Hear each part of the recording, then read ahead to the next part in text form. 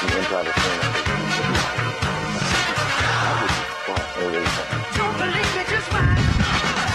Right, we're back with Ron Weisberg, a local actor, and who's getting great traction right now. You are now in two locally made TV shows and one movie with Tina Fey. Have you met her yet? Is she in town yet? Yeah, I did. I met her on set. I got to do a scene with her and with Martin Freeman. Oh, that's awesome. But we don't even know the name of the film yet. It's all super secret, like NSA stuff. Like, we can't talk about it, right? Yeah, it's pretty crazy. On the films at such a high level, they have such secrecy. Yeah, I love it. But yeah, it's like a working title right now, so they don't even know what it's going to be called in the end. So you can't tell us, I know a whole lot about what you did with Tina, but I'm assuming it was a comedy and it's funny? Or did you have a makeout scene with Tina Fey? You know, I wanted to tell her she's the only hero that I have that I would also make out with, but I got scared and I didn't tell her that because I thought that she may fire me. She's also a producer on the movie. Oh, of course.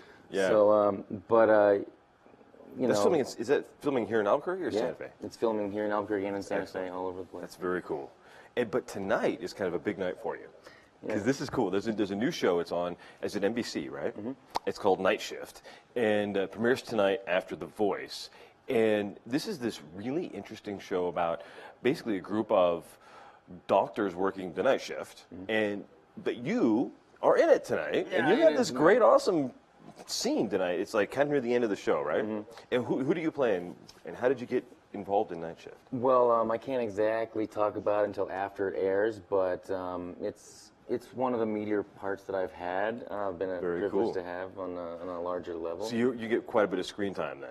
I mean, I get a good bit of screen time. People will definitely be able to recognize me. And your character will be a plot point for the next episode. I don't know if it's for the next episode, but it's a plot point definitely for this episode. That's very cool. So how do you go in for an audition for something like this?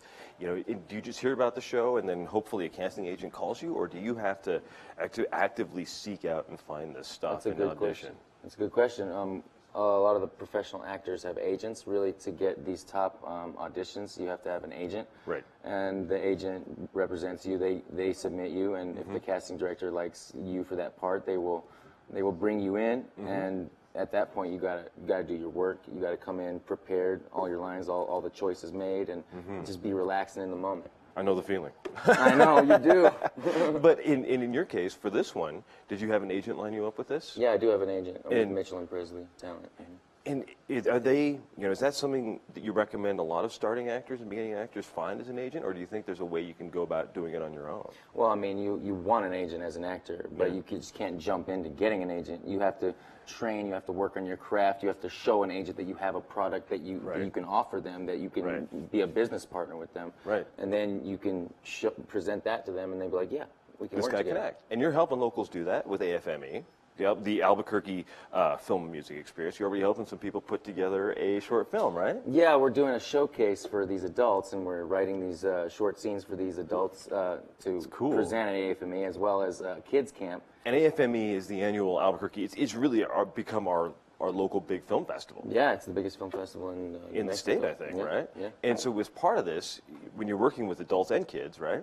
You're writing scenes, improving scenes, everything, right? We start with improv to get a sense of where they're at and what they're feeling with the scene, and then we kind of build the scene around them, and then write it, and then we direct it, and we bring the DPs in, we block it. Yeah, it's great. That's very cool. And at the end of it, you have a short film to show? We have scenes to show, professionally shot scenes to show at the festival, and for the kids, we're putting together a whole short film and putting them all in it, and they can use it for their reel. And That's very cool. How long have you been teaching classes like this? You've taught classes like this before, too, right? For a couple years now. I teach with Chris Rainey, the Open Actors Studios, and we've been teaching for about 4 years. That's very cool. What do you teach there? I mean, acting techniques, or do you teach improv techniques, all of the above? All of the above, yeah.